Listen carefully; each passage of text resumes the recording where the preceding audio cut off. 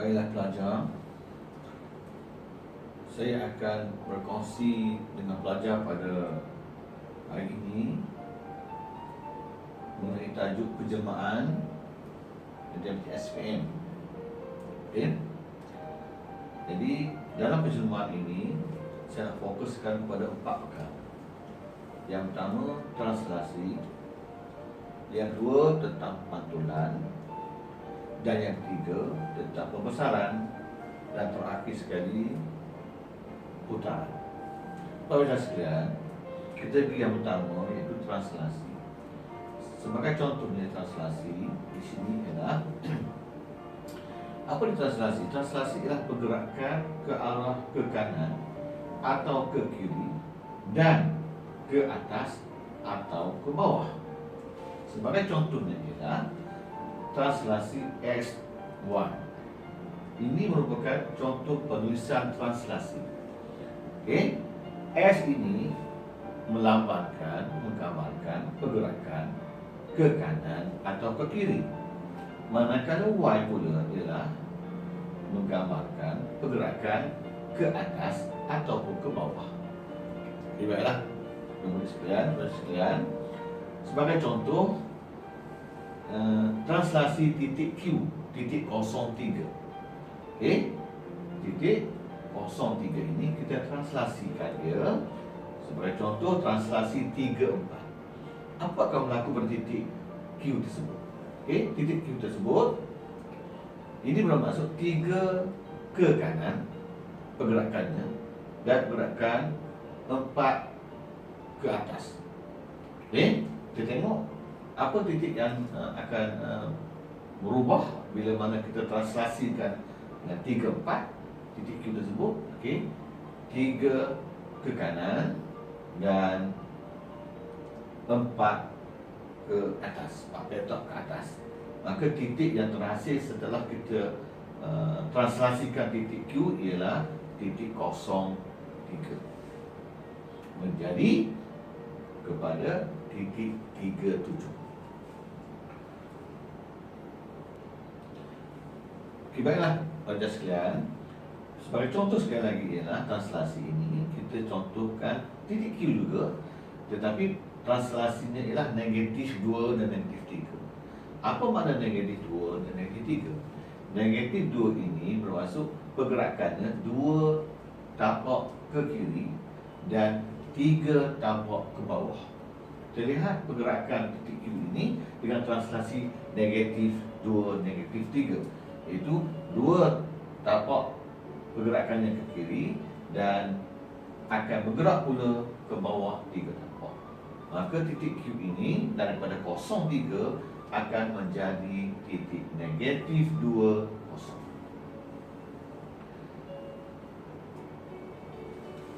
Dengar tak ni? Seterusnya pelajar, kita pergi pada yang kedua, itu pantulan.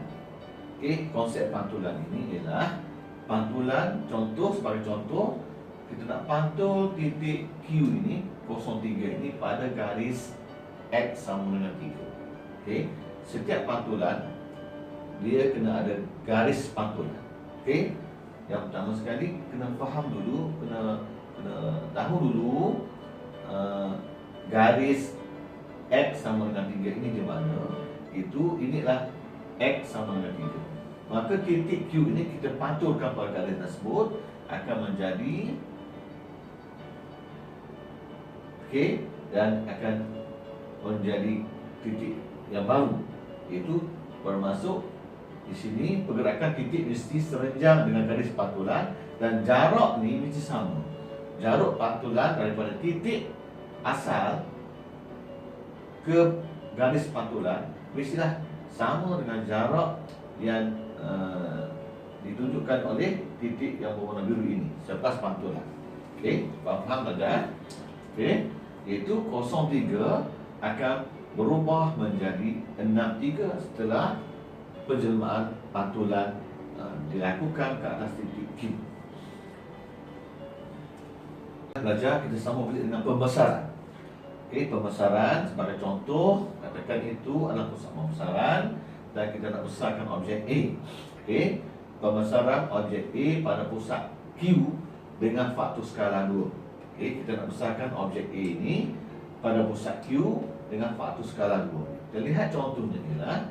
Okey, itu kita besarkan dia dengan faktor skala 2 dan akan menjadi image yang baru yang berwarna biru. Inilah image yang baru.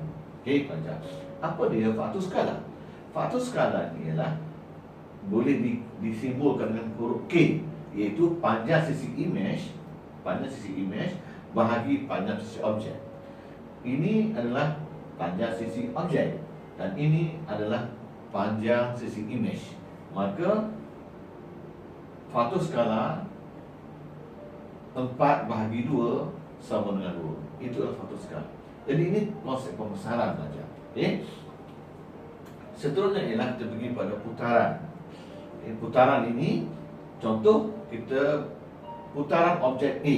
Objek A pada pusat O atau pada pusat Q 90 darjah ikut arah jam. Okey.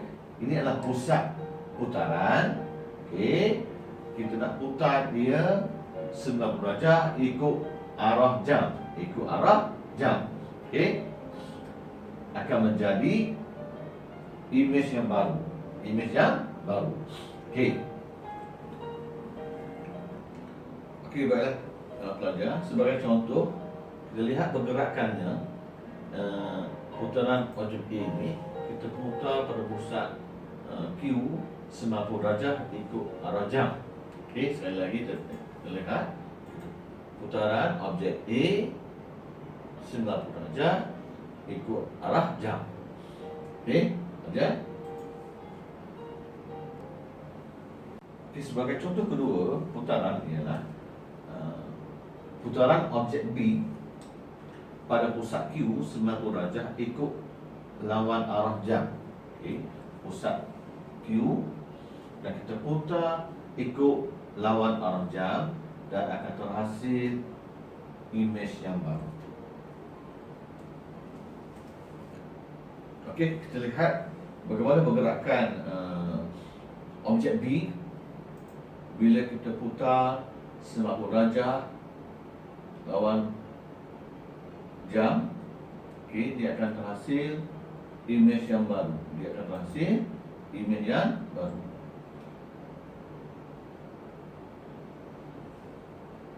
Baiklah para pelajar sekalian, bagi menerangkan lagi tajuk firman ini, saya mengambil contoh soalan SPM tahun 2015.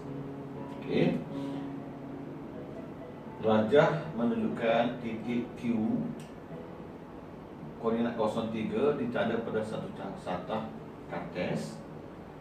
Penjelmaan T ialah satu translasi 2, 3 dan penjelmaan R ialah satu putaran 90 darjah lawan arah jam pada pusat O. Ini adalah arahan dia. Ini adalah informasi ataupun pergerakan yang perlu pelajar faham. Penjelmaan T dan juga penjelmaan R dan juga titik Q, iaitu titik objek. Okay, sebagai contohnya ialah nyatakan koordinat image bagi titik Q di bawah setiap penjelmaan berikut. Okey, penjelmaan T ialah translasi 2 kali ataupun 2 tapak ke kanan dan 3 tapak ke atas. Manakala penjelmaan R ialah satu putaran 90 darjah lawan arah jam pada pusat O.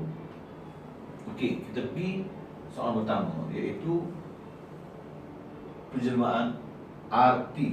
Dalam konsep penjelmaan, bila ada kedua-dua penjelmaan ini, kita selesaikan dahulu yang terakhir ataupun yang belakang T. Okey, tengok, kita selesaikan T dulu. Okay, baiklah pelajar, nyatakan koordinat image bagi titik Q di bawah setiap penjelmaan berikut RT. Kita translasikan dahulu. Kita translasikan dulu titik Q tersebut, kemudian baru kita putarkan titik setelah translasi. Okey. Okey, kita nak translasikan titik Q itu 2 ke kanan dan akan bergerak 3 ke atas. Maka titik Q daripada 03 ini akan menjadi koordinat 26. Kemudian kita putarkan titik 26 ini, bukan titik 03. Kita putarkan titik 26 ini dan bermula daripada pusat O00. Okey, kita putar ke mana pelajar? Kita putar dia mengikut lawan arah jam pada pusat O 90 darjah. Maka titik 26 ini, koordinat 26 ini akan menjadi koordinat baru, imej baru, iaitu negatif 62. Okey. Maka pada keseluruhannya ialah penjelmaan arti ini daripada 03 Q-nya akan terhasil koordinat 26 kepada koordinat negatif 62. Okey. Maka putaran ini adalah 90 darjah. Okay, baiklah belajar. Untuk contoh kedua ialah di bawah penjelmaan TR pula.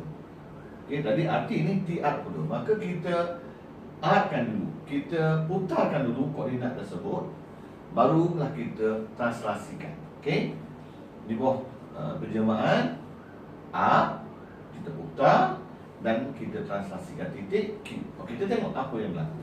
Titik Q ini kita putarkan dia. Okey, kita putar pusatnya O, kita putar lawan arah jam, Okey, lawan arah jam 90 darjah, maka titik Q itu akan menjadi koordinat baru, iaitu koordinat negatif 30. Setelah itu kita translasikan titik negatif 30 ini dengan penjelmaan translasi, iaitu 2 ke kanan dan 3 kali ke atas. Maka koordinat negatif 30 itu akan menjadi koordinat baru, itu negatif 1, 3. Maka keseluruhannya ialah bagi penjelmaan TR daripada 03 akan menjadi negatif 30 dan seterusnya terakhir akan jadi negatif 1, 3. Okey, ajar. Okay.